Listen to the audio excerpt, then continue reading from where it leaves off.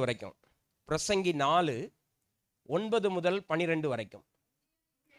ஒண்டியா இருப்பதிலும் இருவர் கூடியிருப்பது நலம், அவர்களுடைய பிரயாசத்தினால். நல்ல கவனிங்க. ஃபர்ஸ்ட் சொன்னேன், தேவன் மையத்துல தேவன் இருக்கிறார். இரண்டாவது வசனம் சொல்லுகிறது, ஒண்டியா இருப்பதிலும் இருவர் கூடியிருப்பது நலம். ஒத்தையா இருக்கிறத விட 2 பேரா இருக்கிறது நலம். அதனாலதான் கர்த்தர் கணவனையும் நல்லா புரிஞ்சுக்கிடணும். இந்த கணவன் மனைவிக்கு விரோதமா பேசுற ஆட்கள்லாம் இப்போ கொஞ்சம் அப்படியே உள்ள பத்திக்கிட்டு எரியும். அப்படித்தானா?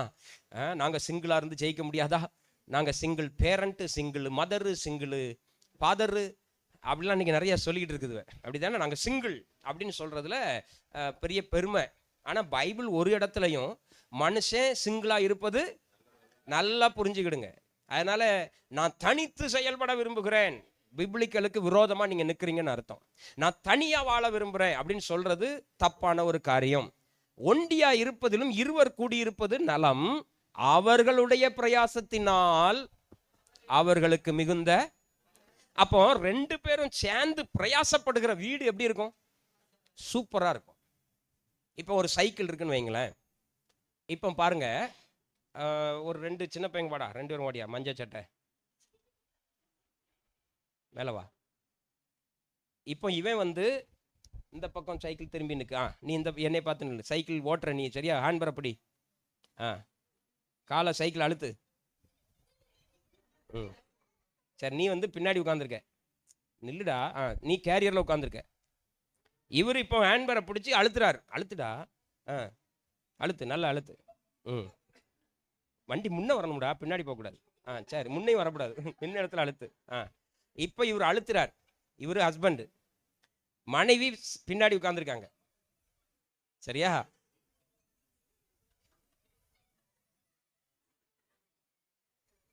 இப்போ இந்த மனைவி என்ன செய்யணும் சொல்லுங்க? கேரியர்ல மனைவி உட்காந்துருக்காங்க.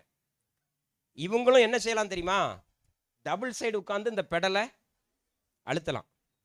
ஆனா எல்லா மனைவிமாரும் அப்படி அழுத்துவாங்களா? அழுத்த மாட்டாங்க.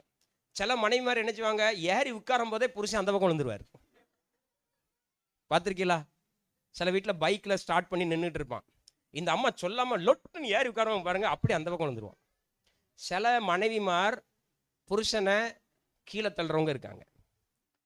சில மனைவிமார் என்ன செய்வாங்க, பொத்தடார்னு ஏறி உட்காந்துட்டு யார்ட்டையா ஃபோன் பேசிகிட்டே வருவாங்க. அவர் எப்படி அழுத்துறாரு, கஷ்டப்படுறாரா, ஏறுறாரா, இறங்குறாரா, எதையுமே பார்க்க மாட்டாங்க. 2வது டைப் ஆஃப் மனைவி.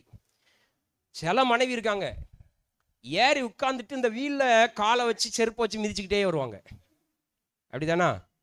அல்லது 2 காலையும் சைடில் வச்சுக்கிட்டு காலை வச்சு தெருவில் என்ன செஞ்சுட்டு ராவிட்டே வருவாங்க. அப்போ இவர் கடந்து மிதிப்பார். மிதிடா. இவர் கடந்து உயிரை போட்டு மிதிச்சு வாங்கி வானால வாங்கி சைக்கிள் என்ன செய்யாது? ஓடாது. ஸோ இதில் நான் இவரை புருஷன் அவர் மனைவி அப்படின்னு சொன்னதுனால நீங்கள் உடனே தலைவர் புருஷன் அதனால் மனைவி சரி அப்படின்னு நினைக்காதீங்க. புரியுதா? இது 2க்கும் பொருந்தும். ஸோ இந்த 2 பேரும் சைக்கிளை சேர்ந்து ஒரு பக்கமாக ஓட்டணும்னு போனால் அந்த சைக்கிள் சீக்கிரமாக போய் சேரும். நான் ஒரு முறை சைக்கிள் ஓட்டினேன். என் ஃப்ரெண்டு என்ன பண்ணிவிட்டான் தெரியுமா? பூட்டை சரட்டுன்னு உள்ளே விட்டுட்டான். அந்த பூட்டை இப்படி திருக்கிறது இருக்கும் முன்னாடி, பார்த்துருக்கீங்களா? கடவுடா கடவுடா கடவுடா அப்படின்னுச்சு. பார்த்தா ஒரு 4-5 கம்பி. ஏல எதுக்கு விட்டேன்னு, அதை செழிப்பத்துக்கு இருந்தேன். எப்போ சைக்கிள் 20 கிலோமீட்டர் ஸ்பீடில் ஓடிக்கிட்டு இருக்கும்போது இவர் என்ன செஞ்சிருக்காரு? பூட்டை சரி பண்ணியிருக்காரு. சில மனைவிமார் அப்படி தான் 50 கிலோமீட்டர் ஸ்பீடில் புருஷன் ஓடிக்கிட்டு இருக்கும் பூட்டை போட்டு விட்டுறது. அப்போ நல்லா கவனிங்க. தேங்க்யூடா, போங்கடா, நல்ல பிள்ளைகள். அப்போ இருவரும் சேர்ந்து பிரயாசப்படும் பொழுது அந்த வீடு என்ன செய்யும்? ஆசீர்வதிக்கப்படும். இப்போ நம்ம குடும்பத்தில் யோசித்துக்கிடுங்க, யார் சைக்கிள் ஓட்டுறா, யார் பிரேக்கில் பேடை கையில் வச்சுக்கிட்டு இருக்கா, யார் சைக்கிள் ஓட்டுறா, யார்? பார்த்தீங்களா? இது ஒரு அழகான டபுள் பெடல் உள்ள கொடைக்கானல் இந்த மாதிரி போனீங்கன்னா இந்த சைக்கிள் கிடைக்கும். ஹஸ்பண்ட் அண்ட் ஒய்ஃப் அதிகமாக வாங்கி என்ன செய்வாங்க? ஓட்டிகிட்டே போவாங்க. ஸோ 2 பேரும் ஒரே முகமாக இருக்கணும். இப்போ இந்த 2 பேருடைய முகம் எங்கே இருக்கு? கணவன் சர்ச்சுக்கு வந்தால் மனைவி என்ன செஞ்சிடணும்? ஆமாம், நீர் போகிறோம், நான் பின்னாடி சீவி சிங்காரிச்சிட்டு வரேன் அப்படின்னு சொல்லக்கூடாது. 2 பேருக்கும் ஒரே டார்கெட் இருக்கணும். ஃப்ரண்ட்டில் இருக்கிறவர் எங்கே போகணும்னு நினைக்கிறாரோ அங்கே போகிறதுக்கு பின்னாடி உள்ள ஆள் என்ன செய்யணும்? ஒத்துழைப்பு கொடுக்கணும். அவர் முன்ன சுத்த இவர் பின்ன சுத்தினார்னா என்னத்துக்காகவும் சைக்கிள் இடகாட்டில் கிடக்கும். ஸோ நல்லா கவனிங்க. அப்போ ஒருவர் இருப்பதை பார்க்கலும் இருவர் சேர்ந்திருப்பது நலம். அந்த வசனத்துக்கு வாங்கலாம். பிரசங்கி 4:9 வாங்க. சரி, அடுத்த வசனம் போடுங்க. அவர்களுக்கு நல்ல பலன் உண்டாகும். 10 ஒருவன் விழுந்தால் அவன் உடனாளி அவனை, புருஷன் விழுந்தா பொண்டாட்டி என்ன செய்யணும்? தூக்கணும், சேர்ந்து மிதிக்கக்கூடாது. விழுந்த உடனே தான் அண்ணன் தம்பியெல்லாம் கூட்டு வந்து சைட் மேனிக்கு ஏறி மேயக்கூடாது. ஒருவன் விழுந்தால் அவன் உடனாளி அவனை தூக்கி விடுவான். ஒண்டியாயிருந்து விழுகிறவனுக்கு ஐயோ, அவனை தூக்கிவிட துணை இல்லையே. நல்லா கவனிங்க. நமக்கு நல்ல துணை வேணும். எல்லாரும் சொல்லுங்க, நமக்கு நல்ல துணை வேணும். சபை துணை வேணும். இன்னைக்கு ஒரு ரகசியத்தை சொல்லித்தரேன். கல்யாணம் முடிக்கும்போது நல்ல மாமனார் துணை வேணும், நல்ல மாமியார் துணை வேணும். மணமகனுக்கும் மணமகளுக்கும் சொல்கிறேன். நல்லா உடன் பிறந்தவங்க துணை வேணும். இப்போ ஒரு சந்ததி அலையுது. அந்த சந்ததி என்ன சொல்லுது தெரியுமா? எவரும் வேண்டாம். ஆம்பளை சொல்லுது எனக்கு அந்த பிள்ளை போதும், பொம்பளை பிள்ளை சொல்லுது எனக்கு அந்த பையன் போதும். நீ விழும்போது தூக்கி விடுறதுக்கு யாரும் இருக்க மாட்டாங்க. அதனால தான் திருமணத்தில் இணையும் போது இந்த துணைலாம் இருக்கா. முன்னாடி சொல்லுவாங்க, அண்ணனை நம்பி என்னெல்லாம் சொல்லுவாங்களா, மச்சனை இருந்தால் மலை ஏறலாம், தம்பி இருந்தால் என்னெல்லாம சொல்லுவாங்க. ஸோ ஒரு ஃபேமிலியை, ஒரு சபையை, ஒரு துணையை இல்லாமல் நான் தனியாக ஜெயிச்சிருவேன் அப்படி சொல்லக்கூடாது. இந்த வசனம் பாருங்க. ஒருவன் விழுந்தால் அவன் உடனாளி அவனை தூக்கி விடுவான். ஒண்டியாயிருந்து விழுகிறவனுக்கு ஐயோ, அவனை தூக்கிவிட துணை இல்லையே. அப்போ இந்த ஒண்டியா அலைகிற பழக்கத்தை நிறுத்திட்டு கொஞ்சம் உறவுகள் தேவை, சபை தேவை, விசுவாசிகள் தேவை அப்படிங்கிற எண்ணத்துக்கு வரணும். அடுத்த வசனம் போடுங்க. 11. 2 பேராய் படுத்து கொண்டிருந்தால் அவர்களுக்கு சூடு உண்டாகும். ஒண்டியாய் இருக்கிறவனுக்கு சூடு உண்டாவது எப்படி? 12 போடுங்களேன். 2 பேராய் ஒருவனை யாதும் ஒருவன் மேற்கொள்ள வந்தால் இருவரும் அவனுக்கு எதிர்த்து நிற்கலாம். இது வரைக்கும் 2ஆ பேசுனது முப்புரி நூல் ஞாபகம் வருது. சொல்லுங்க, முப்புரி நூல் சீக்கிரமாய். இப்போ நல்லா கவனிச்சுக்கிடுங்க. பிப்ளிக்கல் பேட்டர்னை சொல்லி தந்துட்டு இருக்கேன் இப்போ தான் உங்களுக்கு. ஃபர்ஸ்ட் காட், 2வது கணவன் மனைவி. இந்த கணவன் மனைவியோட காட்னுடைய இணைப்பு முப்புரி நூல். அப்போ எங்கெல்லாம் ஒரு கணவனும் மனைவியும் ஒரே ஃபோக்கஸில் கடவுளை நம்பி இருக்கிறார்களோ அந்த ஃபேமிலி வெற்றி பெறும். ஓகே தானா? சார், இப்போ என் கூட எடுத்து வாசிங்க. மத்தேயு 22:36 38 வரைக்கும். மத்தேயு 22:36 to 38.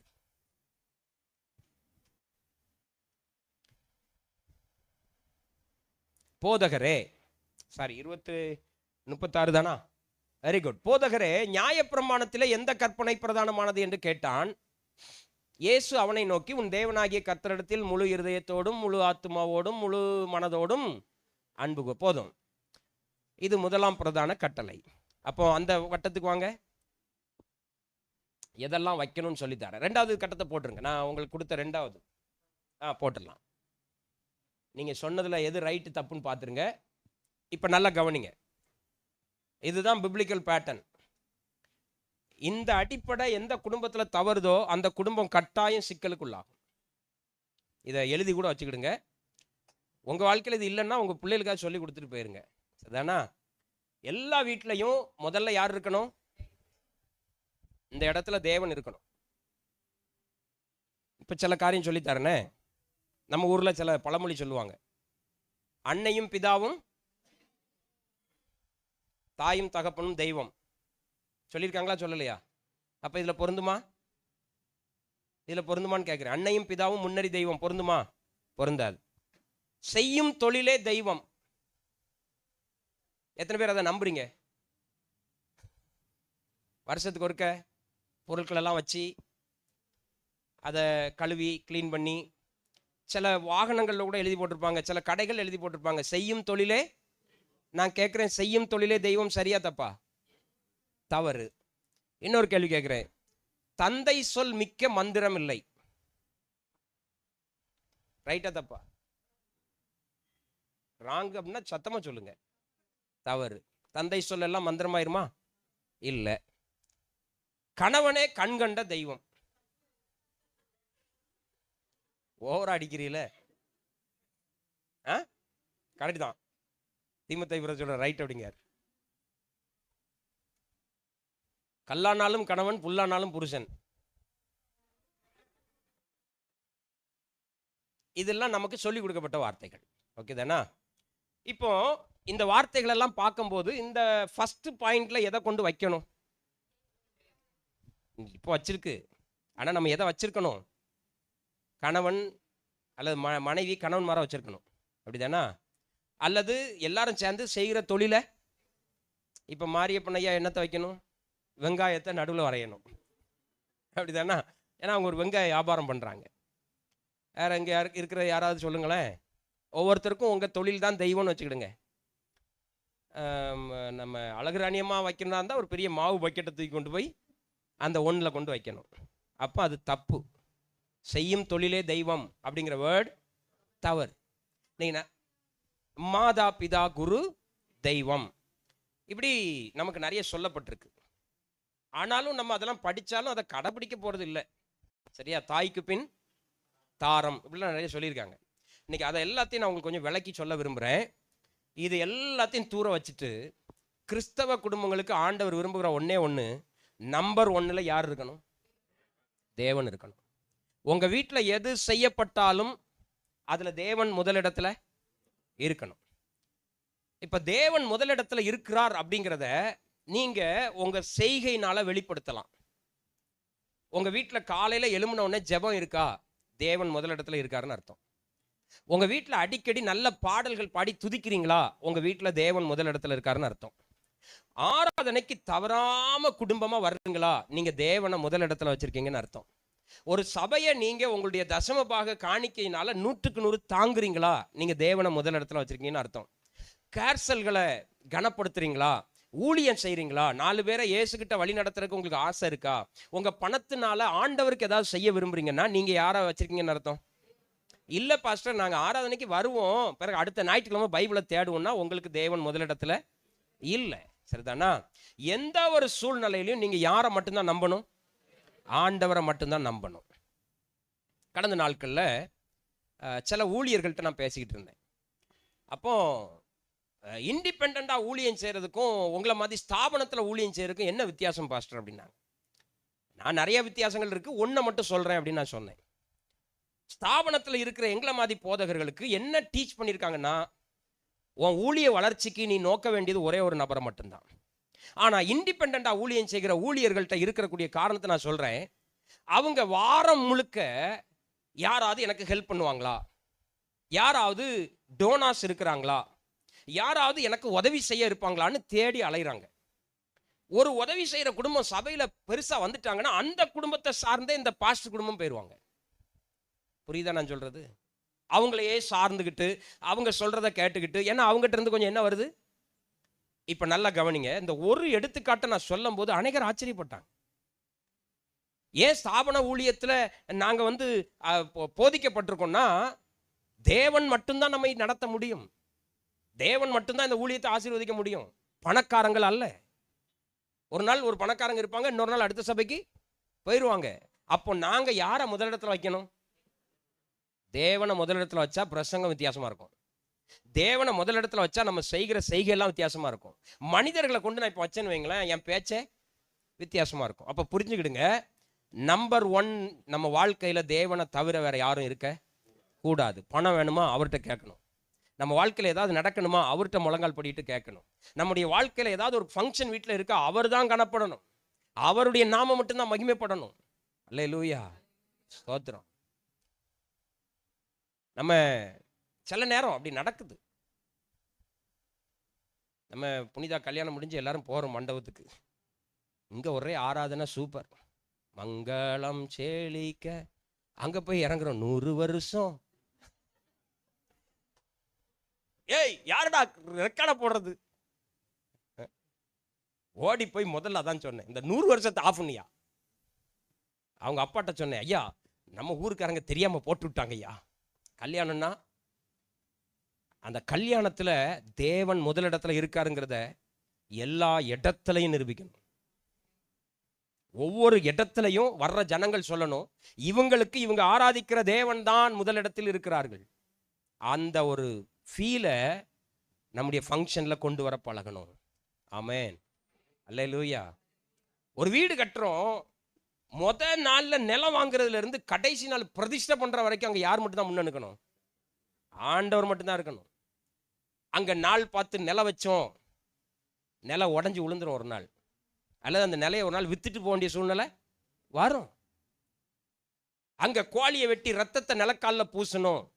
இல்ல பாஸ்டர் நாங்க ஒன்றும் செய்யல, ஆசாரியர் வந்து அதை பண்ணிட்டாரு. தேவன் முதலிடத்துல இருந்தா நம்ம ஒரு வீடு கட்டினா அதுல தேவன் இருக்கிறாரா இல்லையாங்கிறது தெரிஞ்சிடும். கவனிக்கிறீங்களா? ஒரு கடை புதுசா திறக்கிறீங்க, பாஸ்டர் வந்து என்னதான் ஜோம் பண்ணிட்டு போனாலும் பிறகு லாபம் போட்டக்கூடாது. அங்க யார் வந்துடுறா? பாஸ்டர் வந்து செபிச்சுட்டு போயிடுவார், ஆண்டவரை கல்லாப்பட்டியை நிரப்பும். அவன் லாபம் போட்டு கல்லாப்பட்டியை பூரா கல்லால நிரப்பிட்டு போயிடுவான். தேவன் முதலிடனா எலியா சொல்றாரு, கத்தர் தெய்வமானால் கத்தரை பின்பற்று, இல்ல பாகால் தெய்வமானா ரெண்டுக்கும் நடுவுல குந்தி குந்தி நடக்காத. உனக்கு காட் ஃபர்ஸ்ட்னா தைரியமா சொல்லு, ஐ எம் எ கிறிஸ்டியன். எனக்கு வேலை கொடுக்காம போறான்.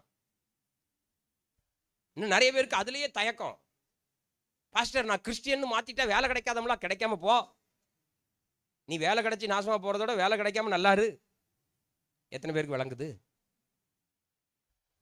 அதில் இன்னும் மாற்ற மாட்டோம். நான் அப்போ சொன்னேன்ல, 90,000 ரூபான்னு போட்டு கொடுத்தா 18,000 ரூபா. அவர் சொல்றாரு 100 ரூபா கொடுங்க சார், நான் உங்களுக்கு 90,000 போட்டு தரேன்.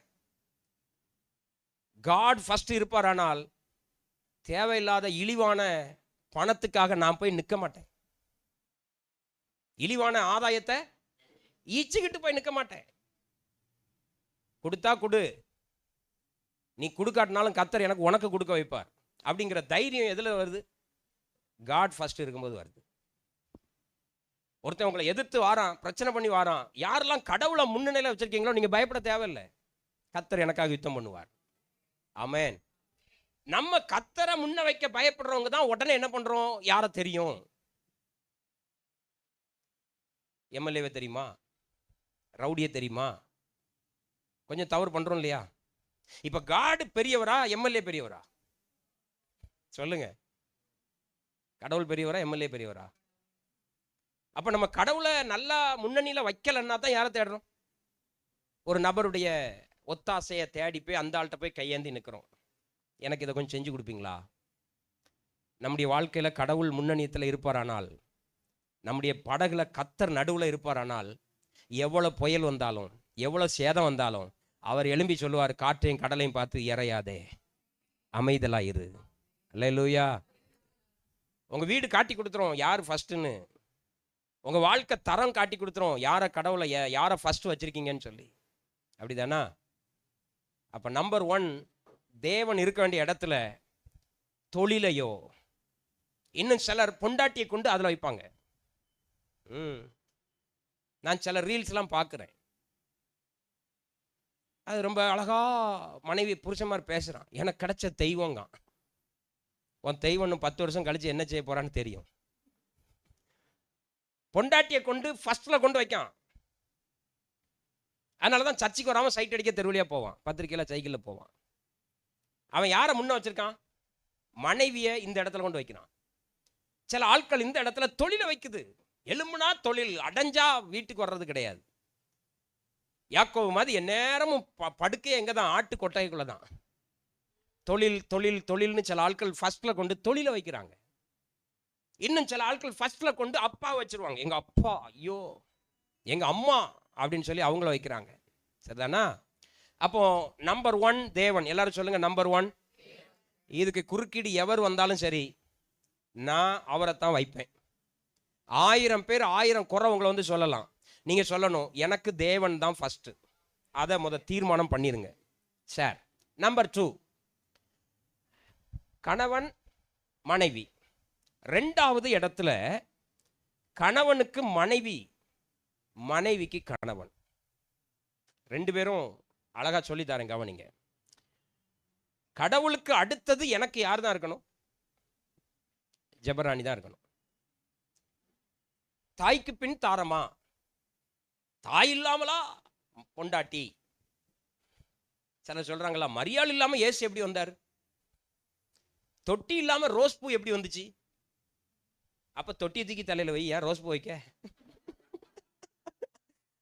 இல்ல தொட்டி தானே பெருசு, எதை வைக்கும் தலையில? ஒருத்தர் அப்படி என்கிட்ட கேட்காரு, தொட்டி இல்லாம ரோஸ் பூ வருமானார். நல்ல வேளை ஆண்டவர் அந்த வாக்கியத்தை கொடுத்தார். அப்ப தொட்டியா தலையில வைக்கிறிய? தாய் இல்லாமலா மனைவி? நல்லா கவனிங்க, ஆண்களுக்கு சொல்லித்தாரேன். மனைவியை வைக்க வேண்டிய இடத்துல எவரை கொண்டு வச்சாலும் பிரச்சனை தான். கடவுளுக்கு அடுத்தது இந்த உலகத்தில் எனக்கு யார் இருக்கணும்? கடவுளுக்கு நான் பயப்படணும், கடவுள்கிட்ட பேசணும், கடவுள் என்கிட்ட பேசணும். நெக்ஸ்ட் நான் யார்கிட்ட பேசணும்? ஜெபராணிகிட்ட பேசணும். நெக்ஸ்ட் ஜெபராணியை விட்டுட்டு ரோசி கிட்ட பேசினேன்னா விளங்காது. இங்க யாரும் இல்லையா ரோசின்னு? சில ஆட்களுக்கு ஜெபராணியை விட, சில ஆட்களுக்குன்னா மற்றவர்களுக்கு சொல்லலை, எனக்கு சொல்றேன். இப்ப எனக்கு ஜெபராணியை விட இந்த உலகத்துல வேற ஏதாவது முக்கியமா தோண்டிச்சுன்னா நான் பிப்ளிக்கல் பேட்டர்ன்ல இல்லைன்னு அர்த்தம். நிறைய பேருக்கு இப்போ தான் வயிற்றுக்குள்ள புளிய கரைக்குது. ஆஹா, இன்னைக்கு நம்மளை தானே கொள்றாரு, இன்னைக்கு லீவை போட்டு பேசாம சடங்கு வீட்டுக்கு போயிருக்கலாமோ அப்படின்னு சிலர் நினைக்கிறீங்க. அப்ப கடவுளுக்கு அடுத்ததா என்னுடைய டாக், என்னுடைய டைம், ஸ்பெண்டிங் டைம், என்னுடைய பொருளாதாரத்தை ஷேர் பண்றதா இருக்கட்டும், என் மனநிலையை ஷேர் பண்றதா இருக்கட்டும், என்னுடைய அதிகபட்ச நேரம் யார் கூட இருக்கணும்?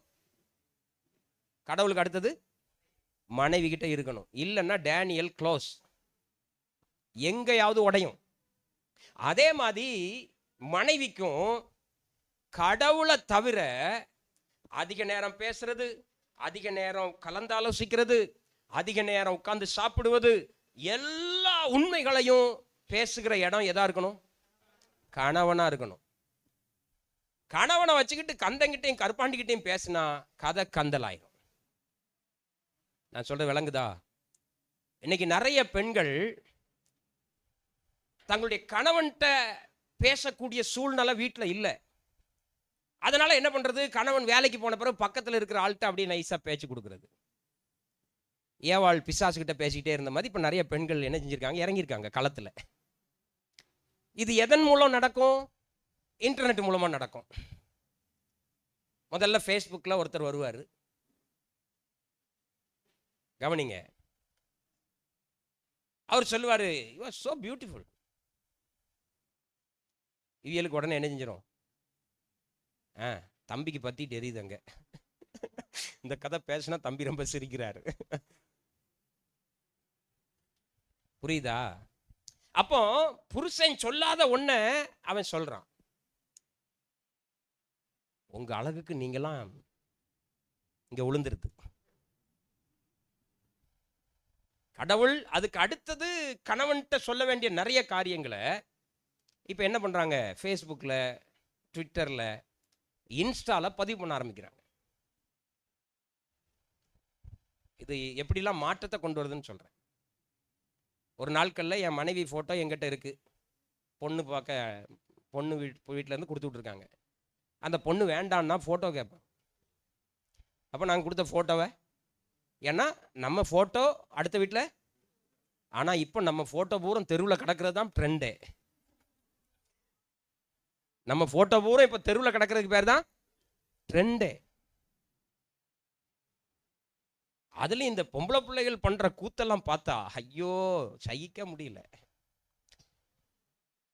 அப்படி கிளிப்பு, இப்படி கிளிப்பு, குளிக்கிறது, பல்லு விளக்குறது, இன்னும் கக்கூஸ் போறது மட்டும் தான் போடலை. அதையும் வீடியோ எடுத்து போட்டிங்கன்னா உலகம் நல்லா ஆயிரும். அவ்வளவு ஆக்குவடா. இன்னைக்கு நம்ம என்ன பண்றோம்? தெருவுக்கு நம்மை வெளியே காட்ட விரும்புறோம். ட்ரெண்ட் டோட்டலி மாறிட்டு. இப்போ நீங்க கேட்கலாம், பாஸ்டர் தப்பா? நான் தப்புன்னு சொன்னேன்னா சபைக்கு அடுத்த வாரம் ஒரு 15 பெண்கள் வரமாட்டியே, அப்படிதானா? நான் அதனால அதை சொல்ல வரல. ஆனால் நான் என்ன சொல்ல வரேன், இந்த இந்த ஹையரார்க்கியில் வித்தியாசம் வரக்கூடாது. நீங்கள் உங்கள் ஃபோட்டோ போடுங்க, போடாமல் போங்க, அதை பற்றி எனக்கு பிரச்சனை கிடையாது. ஆனால் நீங்கள் என்னைக்கு அதிகமாக உங்களை வெளிக்காட்ட விரும்புகிறீங்களோ, என்னைக்கு உங்களுடைய அழகு, உங்களுடைய அந்தஸ்து வெளியே தெரியணும், 4 பேர் அதை பார்த்து எனக்கு ஒரு லைக் பண்ணணும்னு நீங்க விரும்புறீங்களோ, அன்னைக்கே புருஷன்ட்ட இருந்து நீங்க விலகுறீங்கன்னு அர்த்தம். யார்கிட்ட இருந்து விலகுறீங்க? பார்க்க நல்லா தான் இருக்கும். புருஷன் இருப்பார். எங்க இருப்பாரு? அவர் வேலையில் இருப்பார். இந்த அம்மா இங்க பல்லு விளக்கி போட்டோ போட்டுக்கிட்டு 10,000 பேர் கமெண்ட் அடிச்சுக்கிட்டு இருப்பான். அதுக்கு புரியுதா? இப்போ ஒரு மனைவி தன்னை போடுறா, ஒருத்தன் எழுதியிருக்கிறான் கார்ஜியஸ் அப்படின்னா என்னது மீனிங்? மிக கார்ஜியஸ்னா என்னதுங்க? பேரழகு. இப்போ என் பொண்டாட்டி நான் தெருவில் கூட்டு போறேன், ஒருத்தன் வந்து பேரழகு அப்படின்னா என்ன செய்வேன்? ஆனா இப்ப அறைய முடியாது. புருஷன் பார்க்குறான், வாவ் என் பொண்டாட்டியை பார்த்து கார்ஜியஸ்ன்னு போட்டிருக்கான் அப்படின்னு புருஷன் அதை இப்போ மதிக்கிறான். காலம் மாறிட்டு இருக்கு. கவனிங்க. அப்போ தேவனுக்கு அடுத்ததுல யார் வந்துடணும்? கணவனும் மனைவியும் இல்லை அப்படின்னா நீங்க அதை சீர்தூக்கி பாருங்க. சிலர் சொல்றீங்க, இனி அதை ஒன்றும் பண்ண முடியாத பாஸ்டர், நாங்க அப்படியே பழகிட்டுமே. உங்க பிள்ளைகளுக்கு கற்றுக் கொடுங்க. ஏன்னா உடஞ்சி இருக்கிற குடும்பங்களுக்கு நான் இதை என்ன செய்ய முடியாது, சொல்ல முடியாது. இப்போ அடுத்த வட்டத்துக்கு வாங்க. 3 பெற்றோர் பிள்ளைகள். ஒரு வசனத்தை வாசிக்கிறீங்களா? எபேசியர் 5:22-23.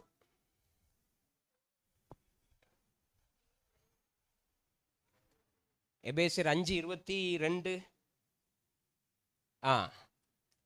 மனைவிகளே கர்த்தருக்கு கீழ்ப்படுகிறது போல உங்கள் சொந்த புருஷருக்கு கீழ்ப்படியுங்கள். அடுத்தது, கிறிஸ்து சபைக்கு தலையாய் இருக்கிறது போல புருஷனும் மனைவிக்கு தலையாய் இருக்கிறான், அவரே சரீரத்திற்கும் இரட்சகராய் இருக்கிறார். 22-23 தானா? 24 போட்டாச்சு சார். அடுத்தது 28-29 போடுங்களா? 28-29 வசனங்கள் 5. அப்படியே புருஷர்களும் தங்கள் மனைவிகளை தங்கள் சொந்த சரீரங்களாக பாவித்து அவர்களில் அன்பு கூற வேண்டும். தன் மனைவியில் அன்பு கூறுகிறவன் தன்னில் தான் அன்பு கூறுகிறான். 29. தன் சொந்த மாம்சத்தை பகைத்தவன் ஒருவனும் இல்லையே. கர்த்தர் சபையை போஷித்து காப்பாற்றுகிறது போல ஒவ்வொருவனும் தன் மாம்சத்தை போஷித்து காப்பாற்றுகிறான். இது கணவனுக்கும் மனைவிக்குமான வார்த்தை. இதை நான் பிரசங்கத்துக்கு உள்ள இறங்கினா ஒரு 20 நிமிஷம் ஆகும், அதை விட்டுறேன். சரியா? அடுத்தது வாங்க, எபேசியர் 6:1-3. எபேசியர் 6:1-3. பிள்ளைகளே உங்கள் பெற்றோருக்கு கர்த்தருக்குள் கீழ்ப்படியுங்கள், இது நியாயம். இந்த 3வது வட்டத்தில் தான் பெற்றோரும் பிள்ளைகளும் வரணும். நிறைய குடும்பத்தில் பார்த்தீங்கன்னா தேவன் ஃபர்ஸ்ட் இருப்பார், பிள்ளைகள் 2வது இடத்துக்கு வந்துடும். பார்த்துருக்கீங்களா? சில மனைவி மாதிரி சொல்லுவா, இனி புருஷன் தேவையில்லை, எனக்கு தான் 2 பிள்ளையை தந்திருக்காங்களா. எத்தனை பேர் வீட்டில் அப்படி சொல்ல கேட்டிருக்கீங்க? சில வீட்டில் சொல்லியிருக்கிறத கேட்டிருக்கீங்களா? பிள்ளைகள் போதும் எனக்கு. இப்போ சமீபத்தில் ஒரு செய்தி வந்திருக்கு, 55 வயசுக்கு பிறகு டிவோர்ஸ் நிறைய ஆகுதான் பெண்கள். அவங்க சொல்கிற ஒரே ஒரு வார்த்தை, கெட்டும்போதே இவன் கூட வாழ்றது எனக்கு பிடிக்கலன்னு தெரியும், ஆனால் ஒரு குழந்தைக்கு தாயா மாறினேன், 2 குழந்தைக்கு தாயா மாறினேன், 3 குழந்தைக்கு தாயா மாறினேன், அதனால இவனோட வாழ்ந்தேன். இப்போ என் பிள்ளைகள் எல்லாம் பெரிய பிள்ளைகள் ஆகிட்டு இனி இவன் எனக்கு தேவையில்லை. இப்போ யார் பெருசாயிருக்கா? பிள்ளைகள் பெருசாயிரும். சில தாயிட்ட கேளுங்களேன், புருஷனை கவனிச்சா அவரை கவனிக்கன்னு என்ன இருக்கு, நான் பிள்ளைய வளர்க்கணும்ல, பிள்ளைய பள்ளிக்கூடத்துக்கு அனுப்பணும்ல, பிள்ளைய சத்தான உணவுலாம் கொடுக்கணும், புருஷன் அங்கே காஞ்சிட்டு கிடப்பாரு. ஆனால் சில பெற்றோருக்கு பிள்ளைகள் தான் முதலிடத்துக்கு வருவாங்க. எந்த குடும்பத்திலெல்லாம் பெற்றோரும் பிள்ளைகளும் 2வது இடத்துக்கு வராங்களோ அந்த வீடும் பிரச்சனையை சந்திக்கும். எத்தனை பேருக்கு விளங்கிச்சு? அப்போ பிள்ளைகளை என்ன செய்யறது பாஸ்டர்? நம்ம ரத்தம்ல. நான் சொல்றேன், கர்த்தர் உங்ககிட்ட பிள்ளைகளை வளர்க்க தந்திருக்காரே தவிர பிள்ளைகள் உங்க சொந்த பிள்ளைகள் அல்ல. நல்லா தெளிவாக புரிஞ்சுக்கிடுங்க. யாரெல்லாம் புள்ள புள்ள புள்ள புள்ளன்னு செத்தியலோ ஒரு நாள் அவங்கெல்லாம் வந்து பிள்ளையால பிரச்சனை பாஸ்டர் வந்து நிற்பீங்க. காலம் வரும். பிள்ளைகளை தந்திருக்காரு, பொம்பளை பிள்ளையோ பையனையோ. ரொம்ப போட்டு தெய்வமே கொலை சாமியே அப்படின்னு வச்சிரும் ஆப்பு. பிள்ளைகளை வளர்க்க தந்திருக்காரு. எல்லாரும் சொல்லுங்க, பிள்ளைகளை நம்ம என்ன செய்யணும்? வளர்த்து ஆண்டவருக்கு மகிமையா தெருவில் விட்டுறணும். புள்ள புள்ள புள்ள ஏன் ஆராதனைக்கு வரல? புள்ள பாஸ்டர். ஏன் இந்த காரியத்தை செய்யல? புள்ள பாஸ்டர். இந்த புள்ள பைத்தியம் நிறைய வீட்டில் இருக்கு. ஆண்டவர், கணவன், மனைவி, அதுக்கு அடுத்தது யாரு? பெற்றோரும் பிள்ளைகளும் ஒரே லைன்ல ஆண்டவர் வச்சிருக்காரு. பெற்றோரை கனப்படுத்தணுமா? கனப்படுத்தணும். பிள்ளைகளை கனப்படுத்தணுமா? கனப்படுத்தணும். ஆனால் இந்த எல்லை தாண்டி அதுகளை உள்ள கொண்டுட்டீங்க அப்படின்னாச்சுன்னா பிரச்சனை உங்க வீட்டுக்கு அதிகம் இருக்குன்னு அர்த்தம். அதனாலதான் நான் சர்ச்சில் சொல்லுவேன், பிள்ளைகளை ரொம்ப ஜாக்கிரதையாக வளர்க்கணும். நீங்க இங்க ஒழுங்கா சரியா கொண்டு வளர்க்கல அப்படின்னா அந்த பிள்ளைகள் உங்களுக்கு தெய்வமா மாறிடும். அதுக்கு எதையாவது கொடுத்து தான் அடக்கணும்னு நினைக்க கூடாது. அது அப்படிங்க உடனே சாக்லேட் வாயில வைக்க கூடாது.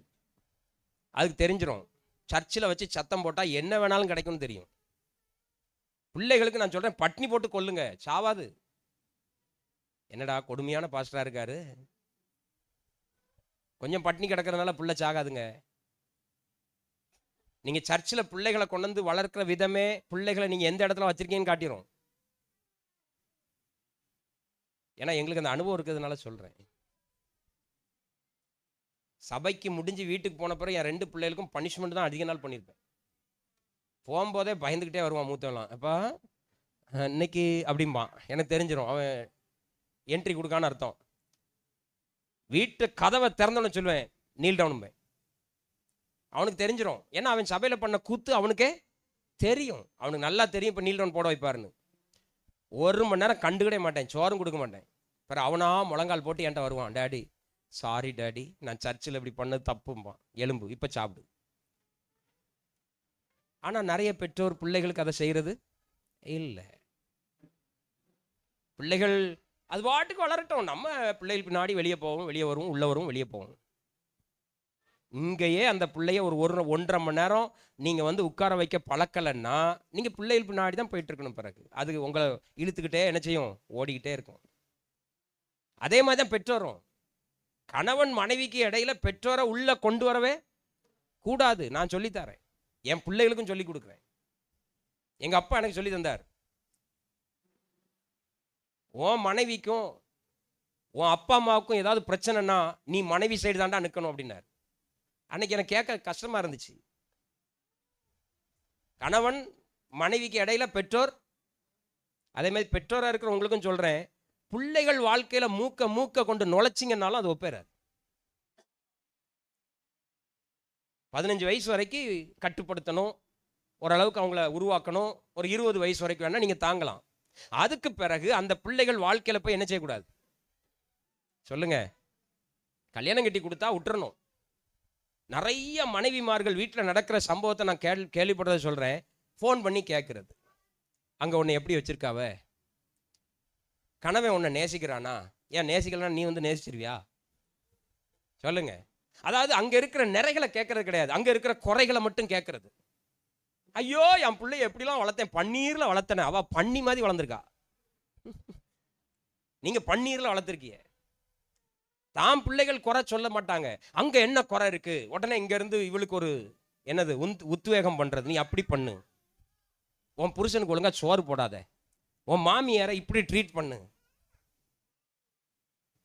அதனாலதான் முன்னாடி ஒன்று சொன்னேன், பேம்பர்ட் சைல்டுக்கும் பேரண்டிங் சைல்டுக்கும் வித்தியாசத்தை சொன்னேன்.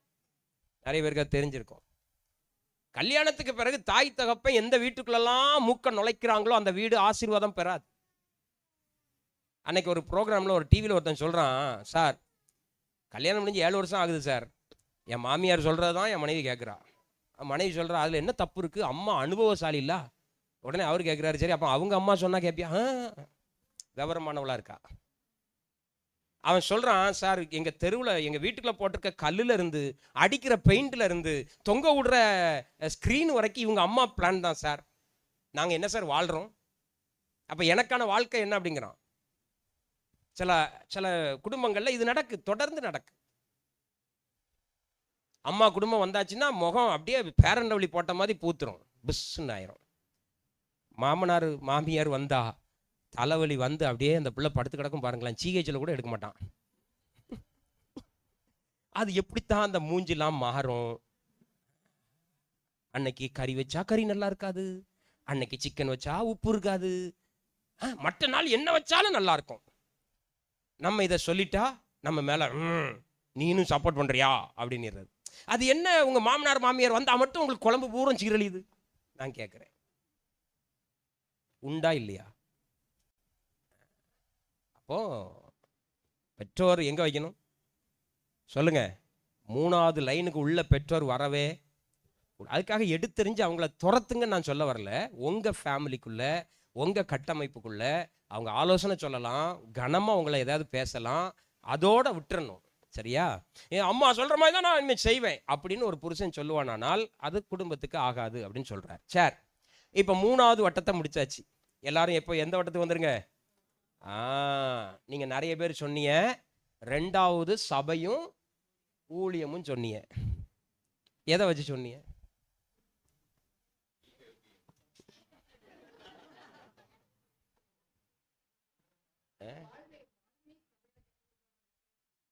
நீங்க தான் சொன்னீங்களோ? சார், இன்னைக்கு நிறைய பேர் செய்யற கூத்தையும் நான் சொல்லி தந்துடுறேன். இப்ப நான் பாஸ்டர், எனக்கு ஊழியம் முக்கியமா? ஆனா எங்க இருக்கணும் அது? நான் பாஸ்டரா இருக்கலாம், அவங்க பாஸ்டர் அம்மாவா இருக்கலாம், அது பூரா வெளியே வந்துடணும். முதல்ல ஆண்டவர், 2வது கணவன் மனைவி, 3வது பெற்றோர் பிள்ளைகள், 4வது தான் சபைக்கு வரணும், 4வது தான் ஊழியம், 4வது தான் வேலை, 4வது தான் நண்பர்கள், 4வது தான் உறவினர்கள். இந்த லெவல் எங்கெல்லாம் குறைப்படுதோ அங்க பூரா பிரச்சனை வரும். இப்ப நான் பாஸ்டர், எழுமனோடனே சர்ச்சுக்கு எடுத்துட்டு அல்லேலியா தோத்திரம், அல்லேலியா தோத்திரம், பிரைஸ் லார்ட் தோத்திரம், பிரைஸ் லார்ட் தோத்திரம் சர்ச்சில் வந்து கடந்தேன்னா கதை வீட்டில் விளங்காது. சில சபையில் பெண்கள் புதுசாக ரட்சிக்கப்பட்டிருப்பாங்க, புதுசாக அபிஷேகம் பெற்றிருப்பாங்க. ஹோ, நான் ப்ரேயர் போகிறேன், இன்னைக்கு எங்கே போகிறேன்? ஃபாஸ்டிங் ப்ரேயர் போகிறேன், இன்னைக்கு எங்கே போகிறேன்? எழுப்புதல் ஜெபத்துக்கு போகிறேன், இன்னைக்கு எங்கே போகிறேன்? நைட்டு ப்ரேயருக்கு போகிறேன். அந்த குடும்பம் ஒப்பேராது, வாய்ப்பே கிடையாது. தேவன் கணவன் பெற்றோர் பிள்ளைகளை கவனிக்காத எந்த பொம்மை நாட்டியும் எந்த எழுப்புதலுக்கும் போக அவசியம் இல்லை. அது யார் வந்து நடத்தினாலும் சரி, வெளிநாட்டில இருந்து வந்து அற்புதம் செய்கிற ஒருத்தர் நடத்தினாலும் சரி, அதுல பிரயோஜனமே இருக்காது. இதை சரிப்படுத்தாத, இந்த காரியங்களை ஒழுங்குபடுத்தாம நீங்க சபைக்கு வரவே கூடாது. இதெல்லாம் சரிப்படுத்தாம நீங்க கேர்சலுக்கு போகவே கூடாது. இது சரியா இருந்தாதான் கடைசி கட்டத்துல சபை வரும், கடைசியில தான் ஊழியம் வரும். இப்ப சிலர் கேட்கலாம், அப்ப ஆண்டவருக்கு கடைசியா பாஸ்டர்? ஆண்டவர் வருத்தப்பட மாட்டாரா? என்ன நீங்க இப்படி பேசிட்டீங்க? அவர் தான் இதை உண்டாக்கி இருக்கார். இந்த வட்டங்களை தான் உண்டாக்குனது யாரு? இப்ப படிங்க 1 தீமோத்தேயு 3 1-5 வரைக்கும் படிப்போம். 1 தீமோத்தேயு 3 1-5 வரைக்கும். கண்காணிப்பை விரும்புகிறவன், எழுதிட்டு வாங்க, எழுதுங்க, சிலர் எழுதுறிய. 1 தீமோத்தேயு 3 1-5 வரைக்கும் என் கூட சேர்ந்து படிங்க. கண்காணிப்பை விரும்புகிறவன் நல்ல வேலையை விரும்புகிறான். இது உண்மையான வார்த்தை. சரியா? கண்காணிப்புனா இந்த இடத்துல எதை சொல்லியிருக்குன்னா, வேலை, ஊழியம், ஆண்டவருக்கு பணிவிட செய்கிறது, பாஸ்டரா இருக்கிறது, அசிஸ்டண்டா இருக்கிறது, கேர்சல் லீடரா இருக்கிறது, ஐக்கிய தலைவர்களா இருக்கிறது, இதெல்லாம் சொல்றதுதான் கண்காணிப்பை விரும்புகிறவன். அடுத்த வசனம் போடுங்க பிரதர். 2 கண்காணிப்பை 2 ஆகையால் கண்காணி ஆனவன் குற்றம் சாட்டப்படாதவனும் ஒரே மனைவியை உடைய புருஷனும் ஜாக்கிரதையுள்ளவனும் தெளிந்த புத்தியுள்ளவனும் யோக்கியதையுள்ளவனும் அந்நியரை உபசரிக்கிறவனும் போதக சமர்த்தனுமாய் இருக்க வேண்டும். அவன் மதுபான பிரியனும் அடிக்கிறவனும் இழிவான ஆதாயத்தை இச்சிக்கிறவனுமாயிராமல் பொறுமையுள்ளவனும் சண்டை பண்ணாதவனும் பண ஆசை இல்லாதவனுமாய் இருந்து தன் சொந்த குடும்பத்தை நன்றாய் நடத்துகிறவனும் தன் பிள்ளைகளை சகல நல்லொழுக்கம் உள்ளவர்களாக கீழ்ப்படிய பண்ணுகிறவனுமாய் இருக்க வேண்டும். இப்ப பாருங்க, ஊழியம் ஃபர்ஸ்டா வச்சிருந்தா ஆண்டவர் என்ன சொல்லியிருப்பார்?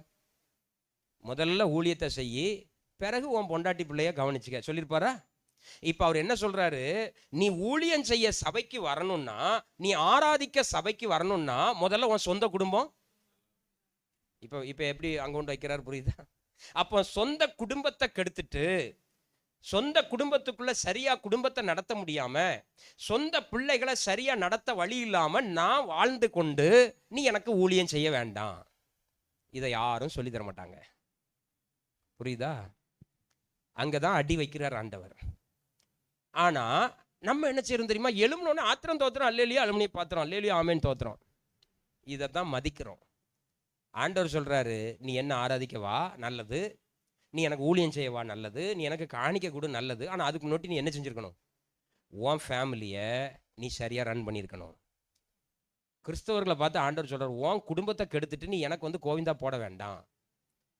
உன் குடும்பத்தை சண்டைவை போட்டுட்டு அங்க நாசமாக்கிட்டு அங்க வாழ விடாம ஆக்கிட்டு நீ இங்க வந்து அல்லேலியா அப்படின்னா நான் சொல்லுவேன் போடா. இதை நம்ம யாருக்கும் சொல்லி கொடுக்கறது இல்லை. அப்போ நல்ல கவனிங்க. இந்த இதை இன்னைக்கு வட்டத்தை போட்டு எழுதி வச்சுட்டு இதுல எங்கெங்கெல்லாம் குறை இருக்கோ அதை சரிப்படுத்துங்க. இன்னும் காலம் இருக்கு. இப்போ எனக்கு 48 தான் ஆகுது. நான் இன்னைக்கு திருந்தினா கூட என் மனைவியை இன்னொரு 40 வருஷம் வாழ்வேன்னு நம்புகிறேன். அப்படிதானே? 48 + 40 88. இல்லை இன்னொரு கூட ஒரு 20 வருஷம் வச்சுக்கிடுமே, ஒரு 60 வச்சுக்கிடுமே. தீமத்தை சொல்கிறேன், ஒரு 60 வச்சுக்கிடுங்க. 108 எனக்கு தந்திருக்காரு. 108 ஆம்புலன்ஸ் எதுவும் தரலையே, பயமாக இருக்கு. அவர் 108 கரெக்டாக சொல்லும் போது ஆம்புலன்ஸில் அனுப்பிடாது ஐயா. சார், இன்னைக்கு நான் நினச்சாலும் இதை சரிப்படுத்த முடியுமா முடியாதா? இது வரைக்கும் நான் இதை சரிப்படுத்தலைங்க. நான் பாட்டுக்கு இஷ்டத்துக்கு வாழ்ந்துட்டேன். இன்னைக்கு கர்த்தர் என்கிட்ட பேசுகிறாரு, தேவனை முதலாவது வை, மனைவியை 2வது வை, பிள்ளைகளையும் பெற்றோரையும் 3வது வட்டத்தில் வை, வேலை, சபை, ஊழியம், நண்பர்கள், உற்றார், உறவினர், கிரிக்கெட்டு, பந்தம், பாசம் எல்லாத்தையும் 4வது வட்டத்துக்கு கொண்டு போ. வாழ்க்கை சிறப்பாக மாறும். சரி, இப்போ நான் கேட்குறேன், இதில் ஏதாவது சந்தேகம் இருக்கா? இல்லை பாஸ்டர், எனக்கு கொஞ்சம் கான்ட்ரவர்சியலாக இருக்குது, இது ஏன் இப்படி இருக்குது அப்படின்னு யாராவது கேட்க இருக்கிறீங்களா? தாராளமாக கேட்கலாம். இங்கே நம்ம சபையை பொறுத்தவரை உங்களை குற்றப்படுத்துறதுக்கு இல்லை. உங்களுக்குள்ள இருக்குமானால் கேளுங்க. இந்த அடிப்படையில் நான் இருக்கேன் அப்படின்னு சொல்கிறவங்க ஓகே. இல்லை இந்த அடிப்படைக்கு நான் மாறப்போகிறேங்கிறவங்களும் ஒரு பக்கம் இருக்கட்டும். இல்லை இந்த அடிப்படையில் கொஞ்சம் மாற்றலாமே அப்படின்னு சொல்லி ஏதாவது இருந்தாலும் சொல்லுங்கள். திருமணம் ஆகும்போது சொல்கிற மாதிரி இங்கே சொல்லாதவன் இனி எங்கும் எனிதிங் ஏதாவது இருந்தால் சொல்லலாம். இந்த காரியங்களை குறித்து ஏதாவது சந்தேகம் இருக்கா? ஏதாவது இருந்தால் கேளுங்க. இந்த பக்கம் பெண்கள் பக்கம் வீட்டில் போய் சொன்னால் நீங்கள் பேசலாம். இல்லை இருந்தாலும் அதை கொஞ்சம் மாற்றினா நல்லா இருந்திருக்கும் அப்படி ஏதாவது இருந்தால் இப்பவுமே சொல்லுங்கள், அந்த சந்தேகத்தை தீர்த்துருவோம். யாருக்கும் இல்லையே சார்? இது ரைட் தான் சொல்கிறவங்க எத்தனை பேர்? உண்மை தான், ஓகே தானே? சார், அப்போ கை வைத்தாதவங்களாம் தப்புங்கிலோ சார். சிலர் கை வைத்த மாட்டி எனக்கு தெரியும், ஆனால் முகம் என்ன செய்யுது? எஸ் எஸ் அப்படிங்குது. ரைட் தான் பாஸ்டர், கரெக்டாக தான் இருக்குது. அதனால் இது வந்து ஒரு பிப்ளிக்கல் பேட்டர்ன். ஒரு உலகத்தில் ஒரு குடும்பம் நல்லா சந்தோஷமாக வாழணும்னா என்ன பண்ணணும் அப்படிங்கிறத ஆண்டவர் இதன் மூலமாக நமக்கு விளக்கி இருக்கிறார். எனவே இதில் கொஞ்சம் பிரயாசப்பட ஆசைப்படுவோம். கொஞ்சம் மிஸ்டேக் இருக்கா, அதை கொஞ்சம் மாற்றுவோம். சரிதானா? இப்போ சிலருக்கு வந்து தேவன் ஓகே, அதில் எந்த மாற்றம் பண்ண முடியாது. ஆனால் கணவன் மனைவி 2வது கட்டத்தில் இருக்கணுமா பாஸ்டர்? அவனை போய் நான் அவ்வளோ மதிக்க சொல்கிறீங்களா அப்படி சிலர் கேட்குறீங்க. அப்படிதானா? இவ்வளோ இடத்துல கொண்டு முக்கியமான இடத்துல வைக்க சொல்கிறீங்களா அந்த குப்பையை அப்படின்னு சிலர் கேட்குற மாதிரி எனக்கு தோணுது. ஆனால் அதுதான் உண்மை. அதில் வேறு மாற்றம் கிடையாது. அதை நீங்கள் தான் என்ன செய்யணும்? சரிப்படுத்தி கர்த்தர் உங்களுக்கு தந்திருக்கிற துணையை கடவுளுக்கு பக்கத்தில் கொண்டு வந்துட்டிங்கன்னா வீடு ஆசீர்வதிக்கப்படும். அடுத்தது பிள்ளைகள், பெற்றோர். இதை கொஞ்சம் ஜாக்கிரதையாக பெற்றோராகிய நாம் பிள்ளைகளை எங்கே வைக்கணும்? கணவனுக்கு முன்னாடி பிள்ளைகள், மனைவிக்கு முன்னாடி பிள்ளைகள், இதுதான் என் சொத்து, எனக்கு வரப்போ கொல்லி வைக்கிறவன், இப்படிலாம் நிறைய வார்த்தைகளை போட்டு மனைவிக்கு முன்னாடி பிள்ளைகளை கொண்டு என்ன செய்யக்கூடாது? நிறுத்தக்கூடாது. அன்னைக்கு ஒரு டிவி ப்ரோக்ராமில் ஒரு பொம்பளை பிள்ளை சொல்கிறா, வீட்டுக்கார் வந்து வீட்டுக்காரா லேடி சொன்னதா,